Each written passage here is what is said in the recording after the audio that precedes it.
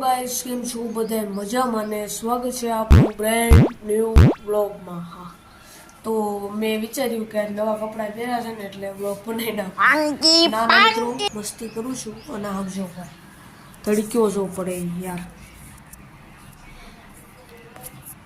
આટલો તડક્યો તમે જોવાનું. 1:30 થઈ ગઈ છે. ફાઇનલી આ બ્લોગ જે છે એ એમ કહી શકાય કે ઉનાળા માટેનો જ છે. ઉનાળો આવી ગયો છે એના માટે જ આપણે આ બ્લોગ બનાવ્યો છે.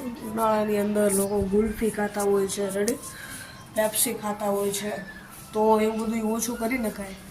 ખવાય પણ ઓછું ખવાય, મીડિયમ. આપણી દેશી રીતે કહેવાય, ગામડાની રીતે કે સરસ મજાનું એમ કહેવાય કે પાણીનું જે બોટલ આવે છે એને આપણે પલાળ નાખવાની હોય છે. આપણી પાસે જે હોય છે ઠંડુ પાણી, એનાથી પલાળ નાખવાની હોય છે એટલે આપણું પાણી વધારે ઠંડુ થાય છે અને એનાથી આપણને ઉનાળાની અંદર મજા આવે છે. ઉનાળાની અંદર નહીં, પણ ઉનાળાની અંદર જેટલું ઠંડુ પાણી હોય એટલું સારું હોય છે.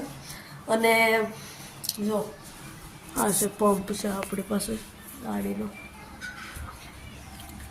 ઓન જ છે પણ બટન જ ચાલુ સ્વિચ ઓન જ લાગે છે. આની કોઈ બધી આવતી હોય છે એમાં. સો ગાઈઝ, બીજું તો તમને જો ચકલીએ માવો દેખ્યો તો હું ક્યાં જો આની અંદર ચકલીએ માવો કર્યો છે.